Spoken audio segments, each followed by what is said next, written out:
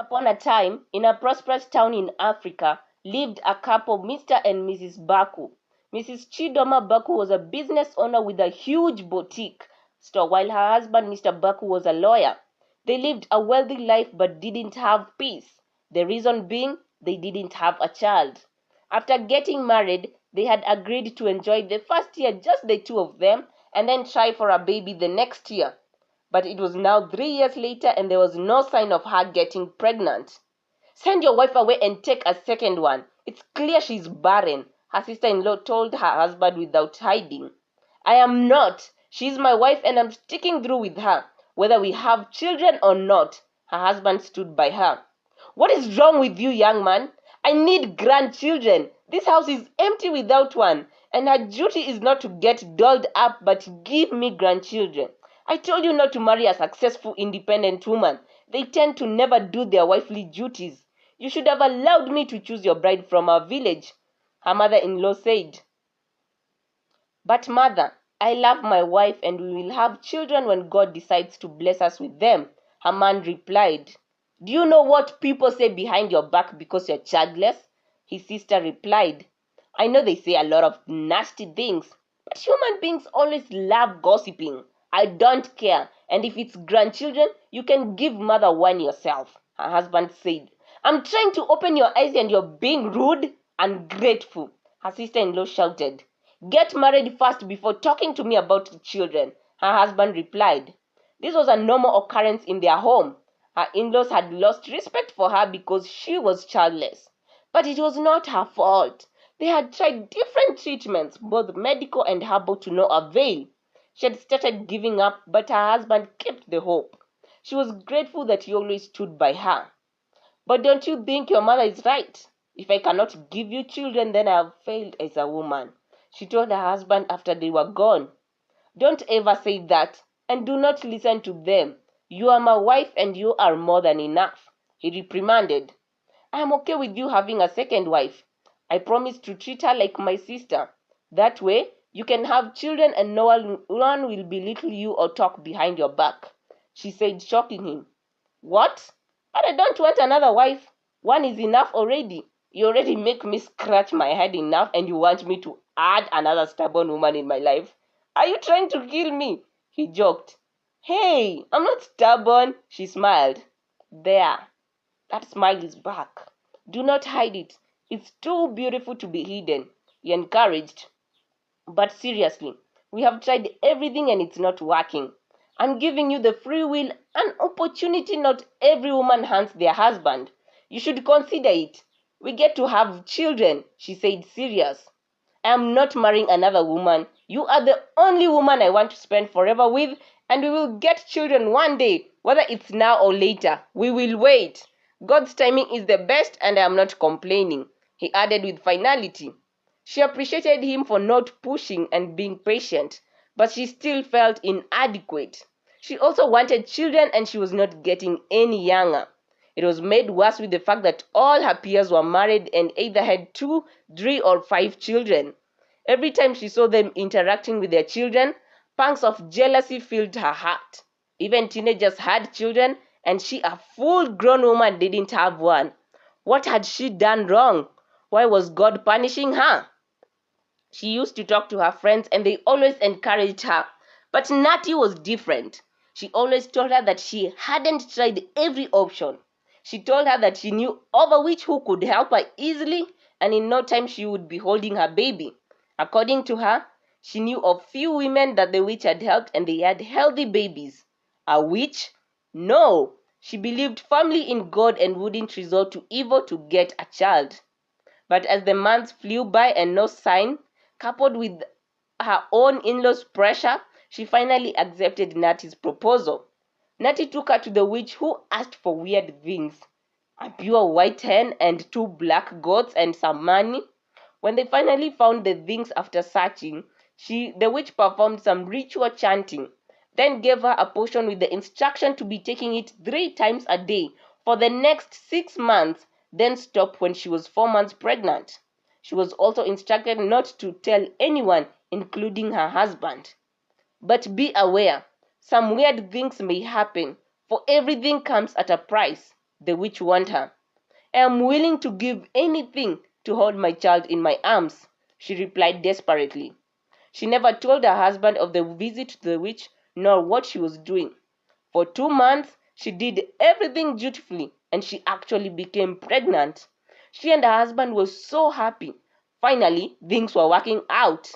The words of her in-laws turned from belittling words to words of praise as she was about to give them a grandchild.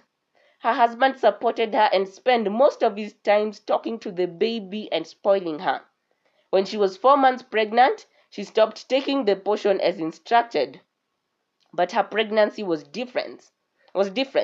9 months came and passed and she was not going to labor. What was wrong? Had she not followed the instruction? Had the witch done something wrong to her?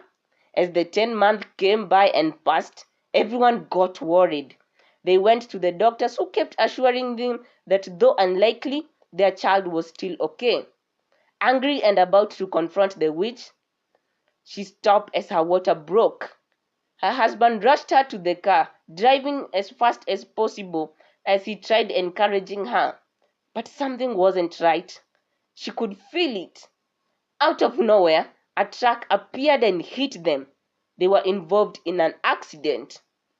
Chidoma woke up in a hospital bed a month later. "What happened, doctor?" she asked, worried. "You were involved in an accident a month ago. Can you remember anything?" he asked. The memories crashed in. She was expectant, and her husband. She was in the car with her husband. "Where's my baby, doctor?" "I was going to labor," she said, holding her flat stomach. What had happened to her baby? Had she given birth or lost it? "We performed surgery. You have a bouncy baby boy," he smiled at her. Finally, she could hold her child in her arms. "But where is my husband? Why is he not here?" she asked. Her in-laws broke the sad news to her. Her husband had died that same day while she went into her coma. Her heart broke for a man who had wanted a baby for a long time, but couldn't live to hold his baby. It was a bittersweet moment, as she had not only lost her husband, but never attended his burial. But still, she had her baby, her son. What a cruel twist of fate! She mourned her husband, and when she was discharged from the hospital, she took great care of her child, with her in-laws and friends supporting her. She loved her son, spoiled him, took him to the best schools. Her only child deserved nothing but the best. He was the most handsome boy and easily became popular everywhere, with girls flirting and wanting to date him. She was proud of how he had turned out. But something strange began happening when he turned 15 years. Barrow, her son, started coming to her room at night wanting to sleep with her. She was shocked at first, but slowly and weirdly, she found herself attracted to her son, and she allowed him to do whatever he wanted. It began with them cuddling, to him touching her inappropriately, and soon enough, they were having an affair. A mother and a son. What a shock! He had had girlfriends over the years, but never allowed any of them to spend the night, and he still lived with his mother. One thing that shocked each of his girlfriends was the fact that he never ate any of the food they cooked, and his mother never allowed any of them in her kitchen. Even when at work, he always carried packed food cooked by specifically his mother. This was weird to them. In the end, he always broke up with them because his mother never approved. One day, Barrow woke up hungry. His mother was late from work, but as he walked to the dining table, food was served. Was his mother back? Hungrily, he sat down and ate it quickly without a care. "Finally, you ate my food," Sasha, his girlfriend, said, coming in. "What are you still doing here?" he asked, shocked to see her. He thought she had left. "I'm staying over and I prepared the food. I thought you'd be hungry when you woke up," she smiled. No, this couldn't be happening." "You did what? Did you just eat food prepared by her?" "Why?" his mother said, coming in. "I don't see the big deal. It's just food," Sasha said. That is the number one rule. No one enters my kitchen and no one prepares food for him but me, Chidoma said. Why? I am his girlfriend, Sasha asked. Why? Even both of them couldn't answer. It had been their thing. How it started, she couldn't explain. Angrily, Chidoma walked out. Get out! What you have done is unthinkable. Walk away now, Sasha, he said, throwing her out. Barrow apologized profusely to his mother. I told you, I'm the only one who knows what is best for you, she said as they hugged. Next minute, they were in bed. Just then, Sasha came in. What? You and your mother? Oh my God, Barrow, this is disgusting, unthinkable. I came to apologize, but what do I find? No wonder you never allowed me to stay over. This is what goes on when I'm not around. Pray God forgives you because I can never. You are so wicked, Barrow, Sasha said, angrily screaming in shock. It's not what you think. Let me explain. Barrow tried to defend. He didn't know how it had begun, and he always knew it was wrong, but he couldn't stop himself. But he really loved Sasha. He couldn't lose her. He tried running after her and never came back. Chidoma called her son, but he never answered her call. She could feel them drifting apart. A few days later, he came home with a pastor. The pastor demanded to know what had happened that led to the situation, but they had no explanation. He prayed and asked that she tells him of the conceiving and the birth of Barrow. When she revealed the whole truth, they were shocked. The pastor told them that she getting a baby through witchcraft was the reason her husband died and the reason why she had an affair with him.